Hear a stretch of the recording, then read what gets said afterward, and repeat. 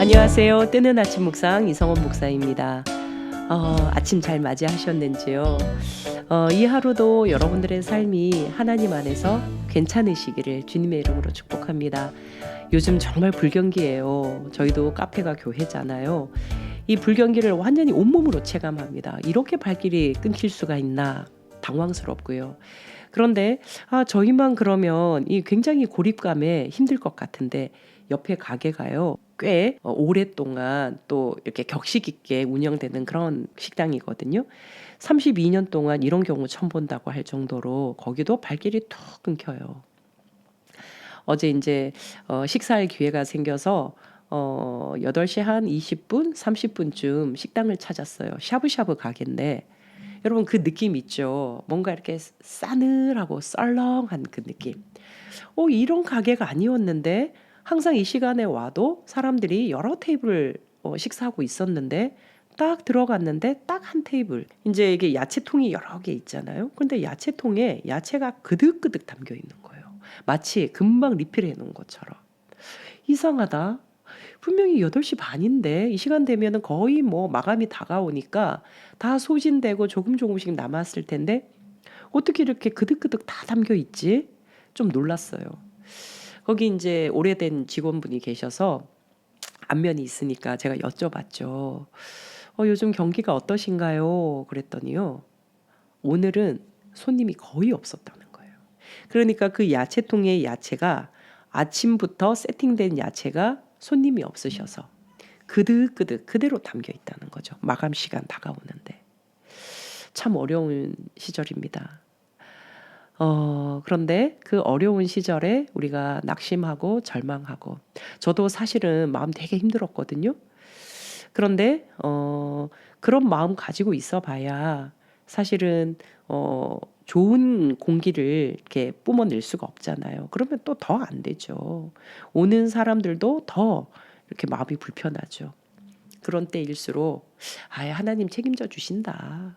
그럼에도 불구하고 하나님 더 큰 은혜로 채워 주시지. 그런 마음으로 조금 담대하게 그리고 그럼에도 불구하고 평안하게 좀 성령님 의지하면서 이 시간들을 잘 보냈으면 좋겠습니다.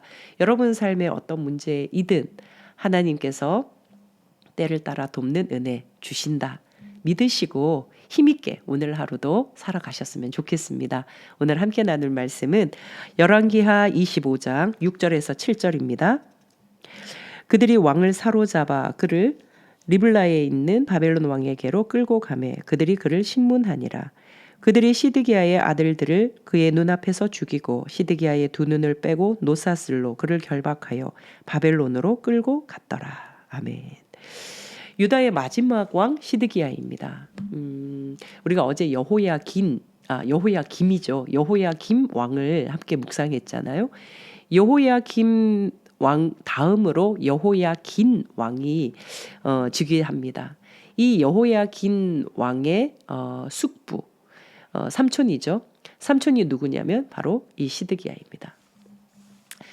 여호야긴을 이 바벨론 왕이 바벨론으로 끌고 가요. 그리고 새로운 왕을 또 세우는 거예요. 바로 시드기야죠. 그러니까 이 시드기야 왕은 여호야김처럼 철저히 바벨론에 의해서 왕이 된 바벨론 꼭두각시 왕이에요. 꼭두각시 왕. 그러니까 뭐 어떤 정치를 할 수 있겠어요. 그런데도 이 시드기야가요.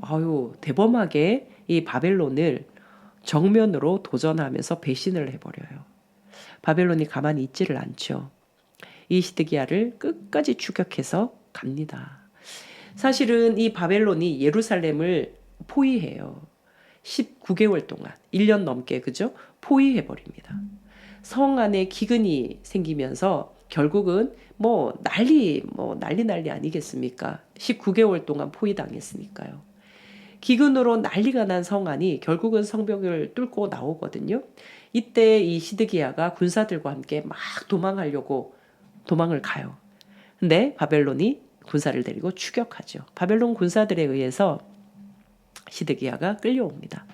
오늘 본문이 바로 그 내용이에요.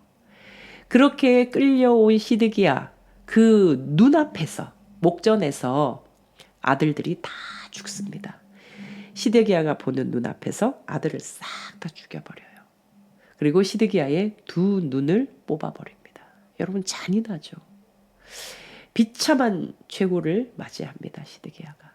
그런데 성경은 이 시드기야를 어떻게 평가하고 있냐? 여호와 보시기에 악을 행하였다. 저는 시드기야를 보면서요. 참 안타깝다. 기회가 있었잖아요. 어떤 기회요? 요시야 왕, 그죠? 요시야의 길, 바로 요시야 왕이 걸어간 그 다윗의 길, 여호와 보시기에 정직히 행한 그 요시야를 본보기 삼아 가면 되는데 그 길을 따르지 않아요. 굳이 여호야김, 므낫세 그 악한 왕들의 길을 선택한단 말이죠. 우리가 살아가면서 저렇게 사니까 저렇게 되는구나. 뭔가 악한 일에 대한 나쁜 결과를 보면서 반면교사 이렇게 삼아야 되잖아요. 난 저렇게 하지 말아야 되겠다. 나는 정말 제대로 신앙생활을 해야 되겠다. 이런 마음을 딱 가져야 되는데 굳이 선택하고 따라가는 게 악을 행하는 왕들을 따라가더라는 거죠. 한 가지 안타까운 것은 예레미야서에 보면은 당시 선지자가 예레미야였거든요. 그러니까 이 시드기야가 예레미야에게 가서 나 어떻게 하면 돼? 나 어떻게 하면 되겠습니까? 자꾸 물어요. 자문을 구해요. 예레미야가 바빌론을 등지면 안 돼. 바빌론을 배신하면 안 돼. 이야기를 해요. 자문도 구하고 이야기도 다 듣는데 결정적으로 한쪽 귀로 듣고 한쪽 귀로 흘려버린다는 거죠. 정말 하나님의 선지자 예레미야가 자신의 곁에 있음에도 불구하고 예레미야의 소리를 듣지 않아요. 들었으나 들리지가 않는 거예요. 그게 제일 안타까운 것 같아요. 많은 이야기를 나누는데요. 많은 조언을 듣고 많은 자문을 구하는데 한쪽 귀로 듣고 한쪽 귀로 흘려버리면 참 안타깝거든요. 저도 목회를 하다 보면 어려움을 호소하고 뭐 상담을 요청하고 많은 이야기들을 나누게 되잖아요. 대화를 하게 되면 목회자 입장에서는 이거는 이렇게 선택하는 것이 별로 좋지 않다. 이거는 이것이 더 나은 것 같다. 물론 개인의 상황이 있어서 뭐 개인이 좋은 판단을 하고 가는 거 괜찮습니다. 그런데 본질적인 거죠. 아주 기본적이고 본질적인 거. 이 부분에서 뭔가 조언을 하거나 이 부분 놓치면 안 된다. 예를 들면 예배는 왔다리 갔다리 하면 안 된다. 정직한 예배, 정말 성실한 예배, 그리고 마음을 다하는 예배 드려야 된다. 이런 조언들을 해요. 그리고 항상 이런 뭐 어려움이 있다. 관계의 어려움, 물질의 어려움. 그러면 이 물질에 대한 어려움이 왜 생기는지, 그리고 그것을 뛰어넘는 길은 무엇인지를 조언을 하죠. 그런데 들을 때는 그래요, 맞습니다 하는데 실천하고 행동하는 경우는요 참 많지는 않습니다. 그런데 있기는 하더라고요. 있기는 해요. 그럴 때 정말 목회자로서 보람이 가장 느껴지거든요. 와, 해보시는구나. 이걸 해보시고 정말 나아가시는구나. 그럴 때 목회자는요, 적극 지지, 적극 응원, 그리고 적극 기도. 막 정말 기도하게 돼요. 축복하게 되고 막 응원하게 돼요. 진심으로요. 뭐 그분이 행동하고 결단하는 것이 저한테 직접적으로 무슨 뭐 도움이 되나 꼭 그렇지는 않죠. 그러나 그렇게 조언하고 뭔가 이야기를 나누었는데 그것을 실천해 보려고 하는 그 행동 하나, 그 모습 하나에 제가 막 감격이 돼요. 존재의 뭐 보람 같은 것을 아주 느끼게 되죠. 시드기야는 예레미야 선지자에게 자문을 구해요. 여러 차례. 그러나 듣고 흘려버리는 거죠. 이게 진짜 가장 안타까운 거예요. 결국 주전 586년에 남왕국 유다가 바벨론에 의해서 망해버립니다. 예루살렘은 불타버렸고요. 성벽은 무너졌습니다. 그리고 백성들은 모두 바벨론으로 끌려갔습니다. 포로 생활이 시작이 된 거죠. 우리가 열왕기하, 열왕기상, 열왕기하, 열왕기서를 묵상했잖아요. 이제 뭐 조금 있으면 열왕기하가 끝나는데요. 여러분 생각해 보십시오. 열왕기서 왕들의 이야기인데 그러면 왕들이 주인공일까? 그렇지 않죠.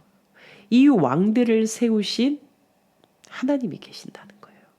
왕들은 하나님께서 특별한 목적과 특별한 사명을 위해서 세운 사람들이에요. 세워진 사람들. 보냄받은 사람들. 하나님께서 세우셔서 하나님의 사명을 감당하도록 보낸 사람들이에요. 그런데 하나같이 정말 어쩌면 이 말씀을 떠나서 하나님이 주신 사명은 떠나서 보내신 분의 목적을 떠나서 자기 마음대로, 그죠? 자기 원하는 대로 살아가서 결국은 어떻게 해요? 북이스라엘 망해요. 남유다 망해요. 다 망해버립니다. 우리는 반면교사 삼아야죠. 여러분, 우리 한 사람 한 사람도요, 하나님이 다 목적을 따라 보내주신 사람들입니다. 그래서 우리의 삶은 너무나 소중해요. 여러분의 삶, 저의 삶, 소중하지 않는 삶이 없어요. 어쩌다 그냥 이 땅 살아가는 사람들이 아니라 하나님이 목적하셔서 이 땅에 보내주신 사람들, 사명이 있다고요. 우리가 가끔 누군가와 막 비교하면서 속상하게 되잖아요. 저 사람 저렇게 잘 나가는 것 같은데, 쟤는 저렇게 잘 사는 것 같은데, 나는 뭐지? 여러분, 그럴 필요가 없습니다. 우리 각자 한 사람 한 사람에게 하나님께서 목적을 따라 사명을 주셔서 이 땅에 보내주신 바로 그런 소중한 존재예요. 나는 나로서 소중하다는 거예요. 누구와 비교할 필요가 없어요. 비교한다는 것은 하나님이 나에게 주신 사명을 망각한다는 뜻이기도 합니다.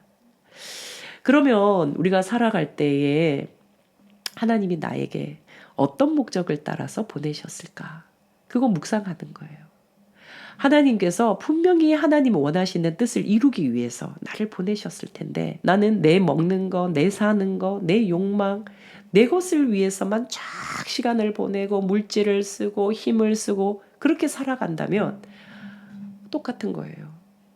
북이스라엘, 남유다의 이 왕들과 별반 차이가 없는 거예요. 여호와 보시기에 악을 행하였다. 여호와 보시기에 정직하게 행한 것은 요시야. 그죠?